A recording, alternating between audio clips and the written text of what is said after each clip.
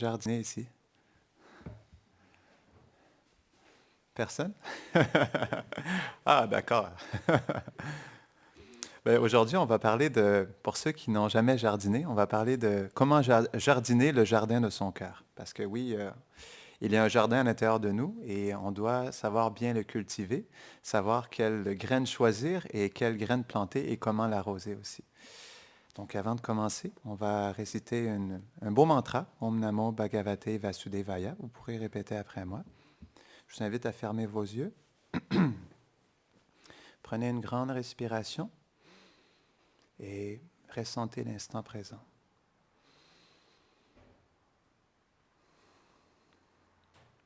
Om Namo Bhagavate Vasudevaya.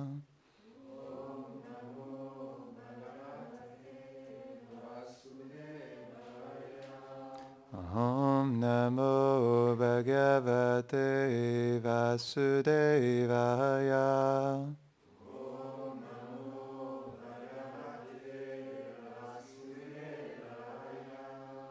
Om Namo Bhagavate Vasudevaya.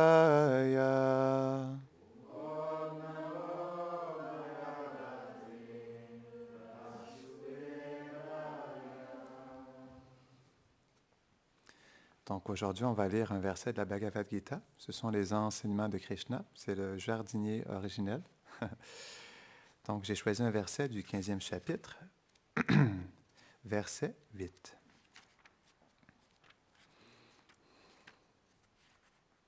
Donc je vais lire le sanskrit. Ensuite, on va regarder la traduction ensemble. Shariram yadavapnoti yakchapyukratmatishvada kritvaitani samyati vayurgandhani vashayat. Traduction. Tout comme le vent emporte le parfum des fleurs, l'âme incarnée emporte les six sens et les désirs du corps qu'elle abandonne dans le nouveau corps qu'elle obtient. Commentaire. L'âme conditionnée obtient une naissance selon le résultat des actions positives ou négatives qu'il a réalisées tout au long de sa dernière vie. Elle entre alors dans un nouveau corps par le biais du corps subtil qui emporte avec lui le mental et les sens du corps précédent. Ceci peut être compris par l'analogie que donne le Seigneur Krishna. Le vent emporte le parfum des fleurs dans un autre endroit, mais pas les fleurs. Similairement, lorsqu'elle abandonne le corps, l'âme conditionnée emporte à travers le corps subtil qui la recouvre le mental et les sens liés à ses existences passées.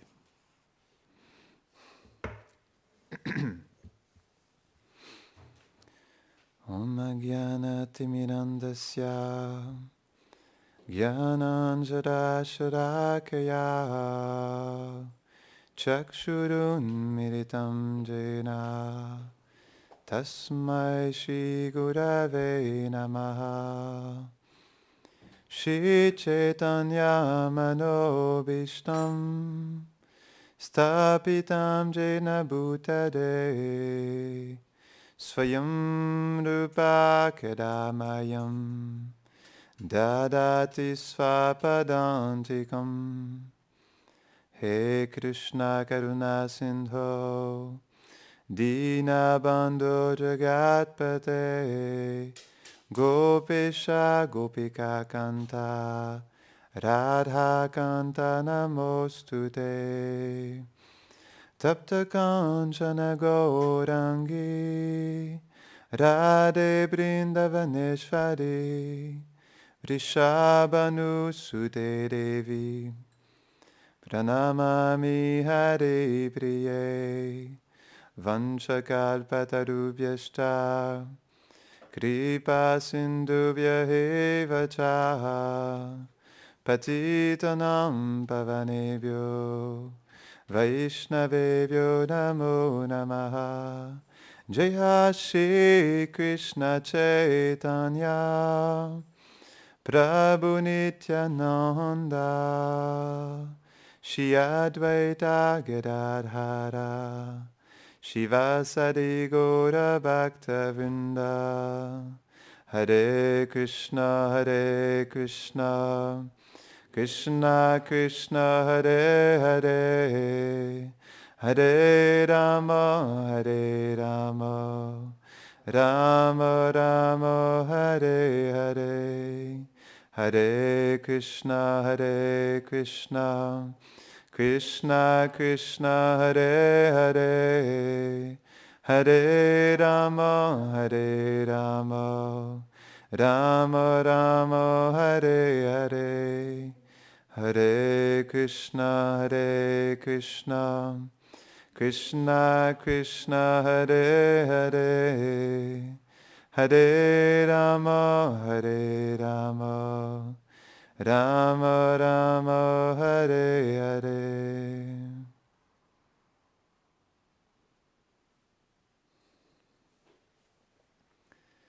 Donc le jardin du cœur.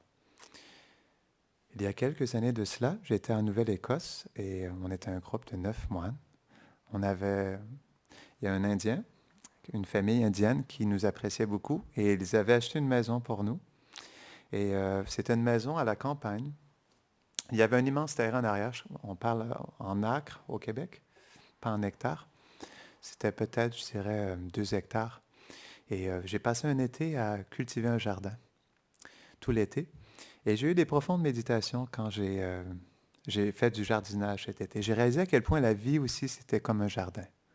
Comme l'explique Krishna dans la Bhagavad Gita, ce que nous avons semé dans nos vies passées, les graines que nous avons semées et la manière dont nous les avons arrosées, a fait pousser certaines fleurs.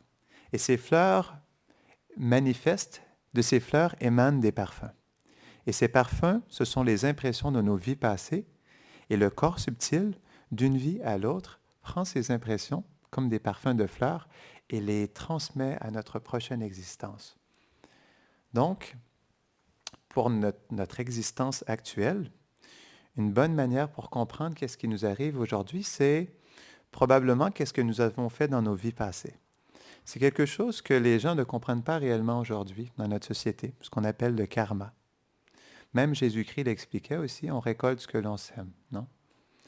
Donc la vie, c'est vraiment un jardin et ce que nous sommes aujourd'hui est un résultat de nos vies passées. Krishna, il explique bien dans ce verset. Et ça, même dans les plus petits détails aussi, en réalité. Les grands sages de l'Inde expliquent que lorsqu'on est dans ce corps, on est avec un certain bagage. C'est comme un ordinateur. Quand vous achetez un ordinateur, il y a déjà un programme installé à l'intérieur. Donc, vous pouvez avoir peut-être Microsoft Office professionnel ou Microsoft Office famille. Donc, il y a différentes sortes de programmes qui sont là. Non. Et dépendamment du programme qui est installé, l'ordinateur aura différentes fonctions. C'est la même chose aussi avec notre corps. Mais le corps humain, il est quand même très complexe parce qu'il n'est pas seulement le corps grossier, non, de chair et d'os, mais il y a aussi le corps subtil. Et c'est ce corps subtil, ou certains parfois l'appellent le corps astral, c'est ce corps subtil qui détient toutes nos impressions de nos vies passées, comme toutes les graines que nous avons semées et tous les parfums qui sont manifestés de ce jardin. Et donc, c'est pourquoi, justement, parfois, des mauvaises choses surviennent à des bonnes personnes.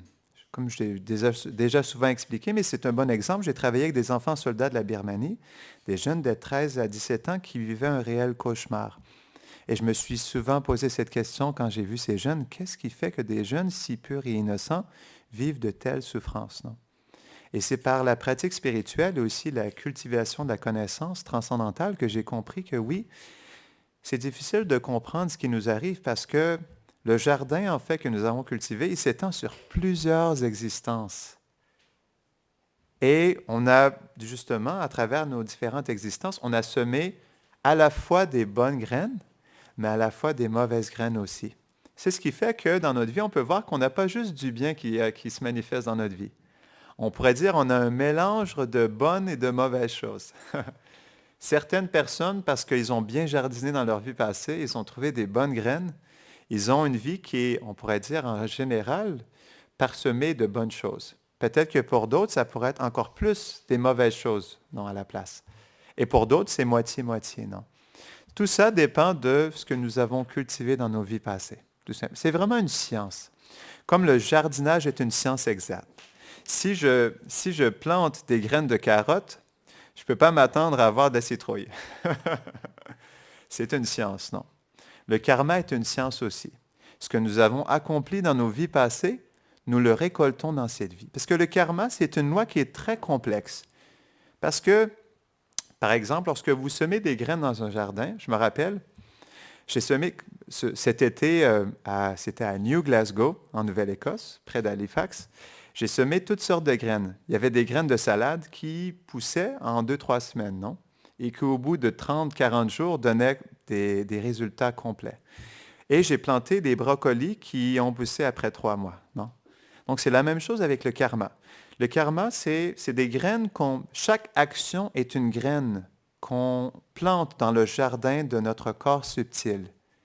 Et cette graine, dépendamment de sa nature, va avoir un résultat et aussi va se manifester à un moment donné.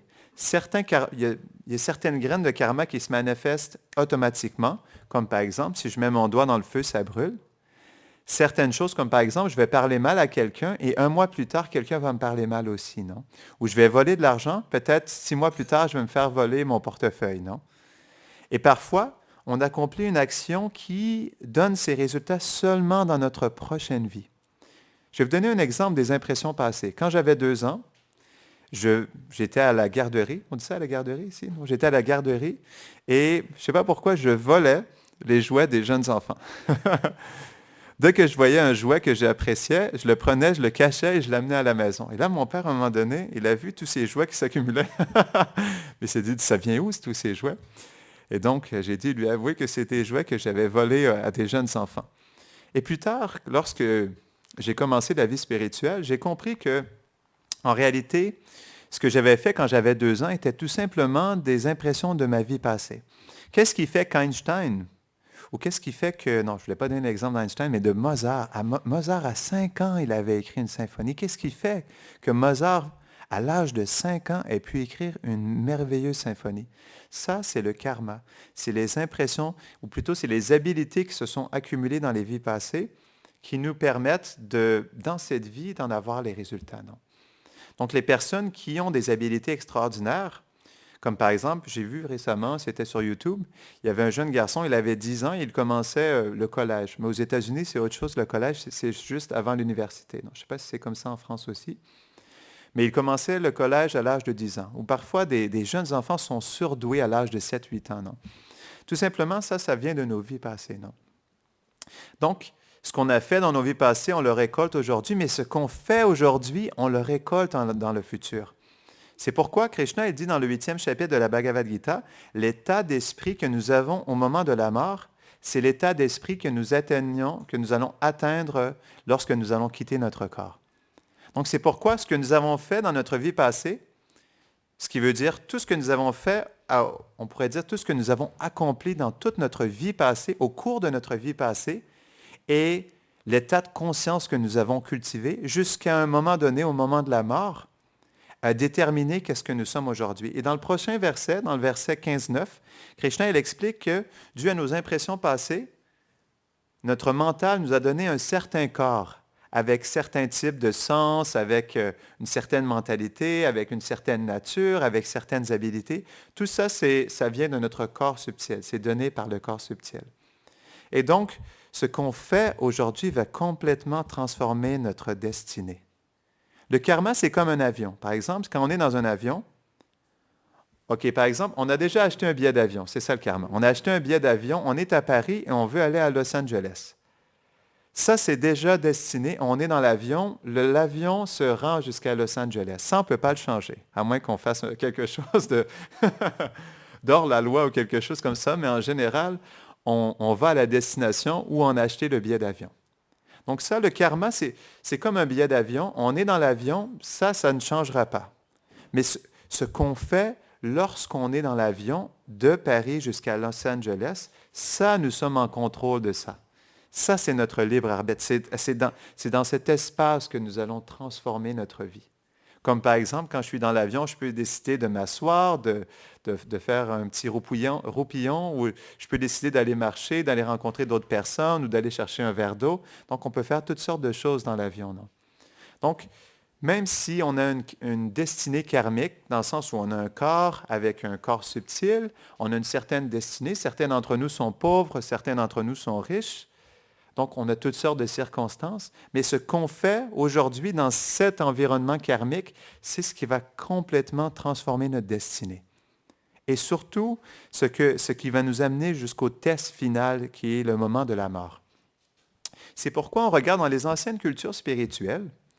Je me rappelle, quand j'étais en Thaïlande, j'étais allé à des funérailles. Et j'ai trouvé ça intéressant parce que c'était des premières funérailles bouddhistes dans lesquelles j'étais été. Êtes-vous déjà allé à des funérailles bouddhistes? Dans ces funérailles, tout le monde était habillé en blanc. Et j'ai trouvé ça touchant. J'ai demandé à une des personnes qui était là, je leur ai dit, mais pourquoi tout le monde est habillé en blanc? Et ils m'ont dit, en fait, la mort, c'est une célébration parce qu'on transite vers une nouvelle destinée. Et j'ai tellement trouvé ça spécial. Et chaque personne apportait une fleur à la personne qui était décédée, non? Et j'ai trouvé qu'il y avait tellement plus d'espoir que dans nos funérailles, on pourrait dire occidentales, dans le sens où les gens apprécient la vie après la mort. On réalise que malgré tout ce qui se passe, l'âme persiste. Elle continue toujours à vivre. Et c'est ça qui est important. Lorsqu'on comprend, lorsqu'on accepte l'existence de l'âme dans notre vie, on réalise qu'il y a tellement plus que la vie et la mort, même que la vie en réalité. Parce qu'au-delà de la vie, il y a la vie, mais il y a la vie transcendantale. Donc c'est pourquoi, lorsqu'on comprend la nature du karma, on réalise qu'on entre dans une sorte de roue, comme un cycle qui nous pousse à naître et renaître, ce qu'on appelle le samsara. Et une personne intelligente devrait se poser cette question, mais si je passe d'une vie après l'autre, est-ce qu'il n'y a pas une fin à tout cela? Est-ce que le but d'existence est tout simplement de transmigrer d'un corps à un autre, vie après l'autre? Une vie dans un corps d'être humain, peut-être une autre vie dans un corps de babouin, non? Ou de chien, ou de fleur, parce que chaque être vivant contient une âme spirituelle. Et comme l'explique Krishna dans la Bhagavad Gita, il y a 8 400 000 espèces vivantes. Ça ne veut pas dire nécessairement qu'on va retourner dans un corps d'être humain. Tout dépend de nos activités dans cette vie. Je me rappelle, chez la Prabhupada, dans une classe, il expliquait que si on a une conscience plus animale, alors on aura un corps animal dans notre prochaine vie. C'est ce que ce verset veut dire en réalité. C'est pourquoi la conscience est la chose la plus importante. Et comment on cultive notre conscience? Parce que comme le Krishna l'expliquait aussi dans le 8e chapitre, l'état d'esprit que nous avons au moment de la mort va déterminer notre prochaine existence. Et si au moment de la mort, on se conçoit comme une âme spirituelle, on se conçoit comme une parcelle du divin, de cette origine, non? Alors, au moment de la mort, on peut quitter cette réalité matérielle. Donc, ce qu'on fait aujourd'hui est complètement transformateur. C'est pourquoi, justement, on ne doit pas attendre au fait de prendre notre retraite pour pouvoir vraiment s'appliquer dans notre vie spirituelle. C'est ça les cultures spirituelles, c'est ça que j'allais vous dire. La culture spirituelle, en fait, la retraite, ce n'est pas d'aller à Las Vegas ou d'aller en bateau de croisière et de profiter de ces dernières années pour pouvoir jouir le plus possible de notre karma. Non. La vraie retraite, la retraite spirituelle, c'est de prendre le temps d'éveiller sa conscience spirituelle. On regarde, par exemple, en Inde, même encore aujourd'hui, il y a des personnes qui, à l'âge de 50 ans, 60 ans, quittent leur famille et vont méditer dans la forêt. Même encore aujourd'hui, c'est des choses qui se font en Inde. Donc, on peut voir que dans notre société occidentale, on est comme un peu à l'opposé d'une vie spirituelle. C'est comme le jour et la nuit en réalité. Parce que les gens vont bosser dur toute leur vie, ils vont se dire, OK, comme j'ai tellement travaillé dur, alors je dois en profiter maintenant et je vais passer mes dernières années à en profiter au maximum. Mais ça, ce n'est pas nécessairement la meilleure chose à faire parce que, comme on est une âme spirituelle, si on ne prend pas le temps dans nos dernières années de cultiver notre conscience spirituelle, alors quelle sera notre destination dans notre prochaine vie? Et encore une fois, même si on atteint un autre corps humain, est-ce que j'aurai une bonne récolte? Non. Ce qui est important, ce n'est pas ce que je récolte aujourd'hui, Et pas ce que je récolte à chaque jour, mais quelles graines j'ai plantées. Il y a un grand jardinier, il s'appelait Stephen Jacobson, il disait ça en réalité. On doit voir les graines que nous avons plantées. Et les graines de nos activités qu'on plante aujourd'hui vont déterminer nos réactions futures. Donc, c'est pourquoi c'est vraiment primordial la vie spirituelle, parce que on ne réalise pas à quel point, justement, l'âme, elle a besoin d'une expérience spirituelle. C'est pourquoi on ne peut jamais être satisfait. Si on est honnête envers soi-même, on va réaliser qu'on ne peut jamais être satisfait avec ce corps, parce que l'âme, elle cherche tellement plus. L'âme, elle veut la transcendance, elle veut l'infini, elle veut goûter à quelque chose de merveilleux, d'extraordinaire. Elle veut toujours plus. Pourquoi? Parce que l'âme, elle est faite pour relationner avec l'infini. Elle veut un amour infini. Elle veut goûter les meilleures choses dans ce monde, non? Parce que l'âme, elle veut toujours être avec quelque chose de plus grand qu'elle, non? Mais Krishna il explique dans la Bhagavad Gita qu'il y a une destination qui est tellement plus, on pourrait dire, sacrée que ce qui nous attend vie après vie dans ce monde matériel. Il parle d'une réalité transcendantale qu'on appelle Vaikunta. C'est un monde qui n'a pas de souffrance, où l'âme peut réellement vivre, où elle peut s'exprimer, où elle peut arrêter d'être infligée par la naissance, la vieillesse, la maladie et la mort. Un endroit où il n'y a pas de début, il n'y a pas de fin. Chaque parole est une chanson. Chaque expérience est un festival en réalité. Ça, c'est ce qu'on appelle Vaikunta. Et Krishna, il explique dans la Bhagavad Gita que l'âme, elle est faite pour vivre dans cette réalité, pas dans cette réalité matérielle temporaire. On est poussé à s'investir complètement dans cette réalité parce qu'on ne vit pas d'autre réalité. Mais il y a des grands sages qui ont vécu cette réalité transcendantale, qui sont venus dans toutes les traditions spirituelles et qui nous ont qui nous ont aidés à nous introduire dans cette réalité spirituelle. Donc c'est pourquoi le cadeau de la vie humaine, c'est de se réaliser spirituellement. Ce n'est pas de vivre comme des chiens et des chats. Parce que on pourrait dire que Swamiji l'avait expliqué dernièrement, il disait que donc on a tous une propension en nous à manger, à se défendre, non, à se protéger. Mais ces choses sont présentes aussi chez les animaux. Et si on utilise la vie humaine seulement pour les besoins primaires, alors on ne prend pas la pleine opportunité de la vie humaine. La vie humaine, elle est faite pour la réalisation spirituelle. Elle n'est pas faite juste pour manger, dormir, se vêtir et se divertir, non. Elle est tellement plus précieuse que ça parce que c'est la seule espèce vivante qui permet la réalisation spirituelle. C'est pourquoi on réalise qu'aujourd'hui, dans notre société actuelle, les gens gaspillent leur vie humaine et ne prennent pas l'opportunité de se réaliser spirituellement. Et ça, c'est vraiment dommage. Parce que, comme Krishna l'explique, si on ne prend pas l'opportunité de cette vie humaine, on ne sait pas qu'est-ce qui nous attend dans notre prochaine vie. Et les gens n'ont pas on pourrait dire, cette inquiétude du futur en réalité. On vit dans l'instant présent et on jouit le plus qu'on peut. Mais en réalité, on ne réalise pas qu'est-ce qui nous attend dans notre prochaine destination. Et c'est quelque chose de sérieux.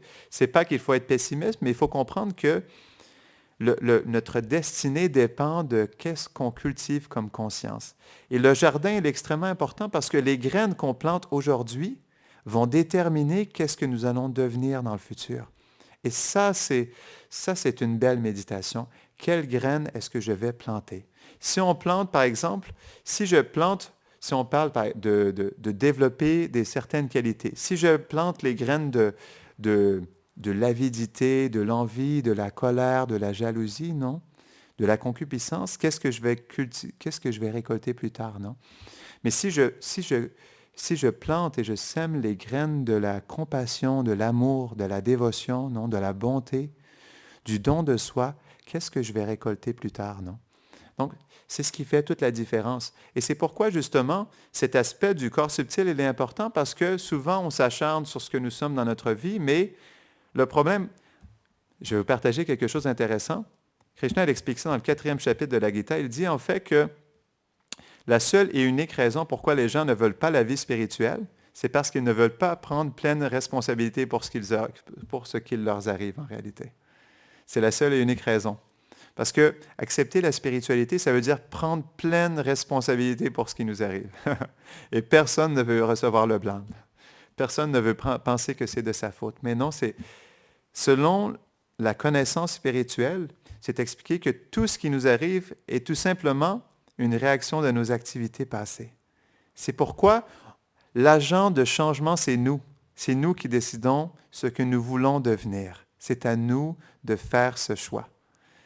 Et quand on prend le choix de semer les bonnes graines, alors nous récolterons les bonnes récoltes.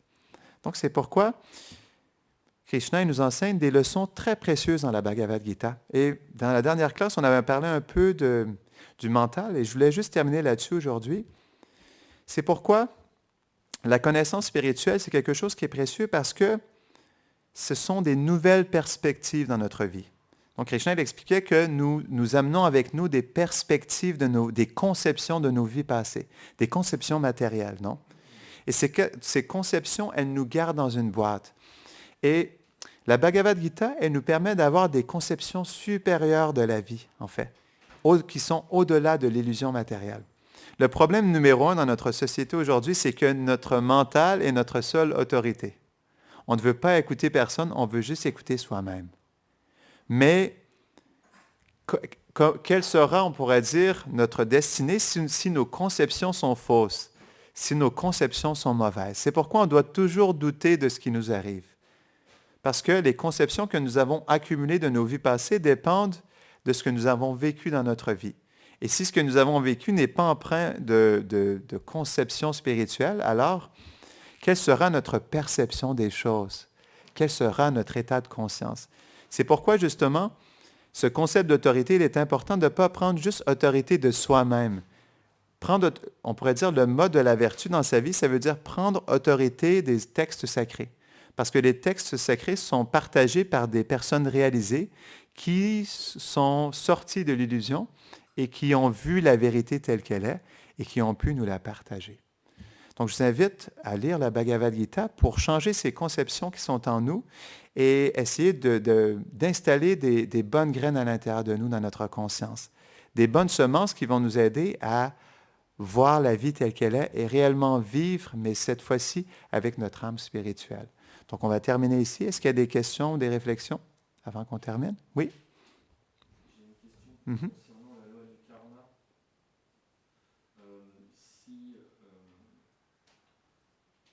Si on a planté des graines, ça veut dire que dans notre vie, tout est prédéterminé. Si tout est prédéterminé, est-ce qu'on a réellement le choix de ce qui nous arrive et des choix qu'on prend? C'est une très bonne question. J'expliquais ça tout à l'heure dans le concept de l'avion. Donc, le karma, en fait, c'est quelque chose qui est l'accumulation de nos activités passées. Et ça nous donne une certaine forme de corps avec une certaine mentalité, un certain environnement, non? Certaines ressources. Toutes ces choses sont, on pourrait dire, prédestinées par le karma, mais la manière dont on réagit par rapport à notre environnement et notre mental, ça, c'est notre libre arbitre en réalité. Il y a déjà quelque chose qui est présent. Je vais te donner un exemple. Et ça, c'est un fait vécu pour bien comprendre le karma. Il y a 2 personnes qui veulent devenir millionnaires. Une personne, il a vraiment bossé tellement dur, il a fait toutes sortes d'études, il a fait 10 ans d'études pour être un millionnaire, pour être un homme d'affaires accompli. Il n'a jamais réussi à ramasser quoi que ce soit. Il y a une autre personne, il est complètement paresseux, jamais terminé ses études, et à l'âge de 16 ans, il est devenu multimillionnaire. Et ça, c'est un fait vécu. Qu'est-ce qui fait qu'il y a 2 personnes? Une personne a tellement travaillé dur pour ramasser de l'argent, n'a jamais réussi. Une autre n'a jamais rien fait et l'argent a frappé à sa porte. Ça, c'est ce qu'on appelle le karma. Si on est destiné à être millionnaire, on n'a rien à faire. En fait, ça va venir jusqu'à nous. Donc, le point dans tout ça, c'est que oui, il y a quelque chose qui nous entoure, qui est notre karma, notre destinée. Et comment ça fonctionne? C'est selon ce qu'on désire et selon ce qu'on mérite. On peut désirer, mais ça n'ira jamais au-delà de ce qu'on mérite aussi. Donc, on pourrait dire que c'est une symbiose entre les deux, ce qu'on désire et ce qu'on mérite. Et ça, l'exemple des 2 qui voulaient devenir millionnaires montre bien ce point en réalité. Est-ce que ça répond à ta question? Donc, en réalité, oui et non. On a un libre arbitre et on peut agir, on peut transformer les choses, mais seulement dans la limitation de ce que notre karma nous offre. Pas tout le monde peut être un millionnaire. Pas tout le monde peut être un président, pas tout le monde peut être professeur. On a tous certaines limitations avec ce corps et ce mental en réalité.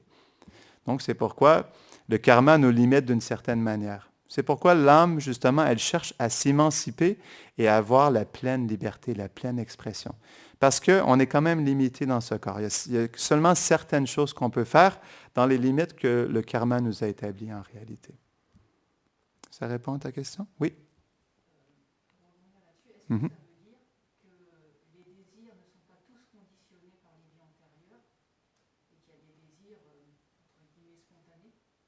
C'est un mélange des deux en réalité. Donc, ce qu'on désire aujourd'hui, c'est, on pourrait dire, notre vie passée nous a amené à avoir toutes sortes d'impressions qui nous amènent à désirer d'une certaine manière dans cette vie. Donc ça, c'est des désirs qui sont conditionnés par nos vies passées et toutes les impressions qui se sont accumulées. Mais le désir, il peut être à différents niveaux. Il y a les désirs des sens, qui est de, par exemple, de vouloir manger une glace. Le désir du mental, qui est de vouloir, par exemple, trouver la paix intérieure. Et il y a aussi le désir de l'âme, qui est de se libérer, qui est de s'exprimer pleinement au niveau spirituel. Donc, il y a différentes sortes de désirs. Et on peut dire que oui, les désirs qui sont avec le mental et les sens sont conditionnés par notre corps matériel. Parce que ce n'est pas l'âme qui désire manger la glace, ce n'est pas l'âme qui désire, on pourrait dire, avoir une paix intérieure, mais l'âme plutôt, elle désire une relation avec le divin. Elle désire justement une expérience spirituelle. Donc il y a différentes formes de désir, mais c'est juste que l'âme, comme elle est recouverte par ces différentes couches, elle désire à travers le mental, l'intelligence et les sens. Mais ces désirs, ils sont tout simplement, elle cherche le bonheur. L'âme cherche le bonheur en toutes circonstances. Elle cherche la satisfaction, elle cherche la liberté, mais elle exprime ses désirs à travers le corps grossier et le corps subtil. Donc, on pourrait dire que c'est à la fois un mélange de l'âme qui cherche à s'exprimer, mais qui est, on pourrait dire, recouvert par le corps subtil qui est le mental, l'intelligence et le faux ego. Est-ce que ça répond à ta question? Ouais. Est-ce qu'il y a d'autres questions? OK, on va arrêter ici. Merci beaucoup.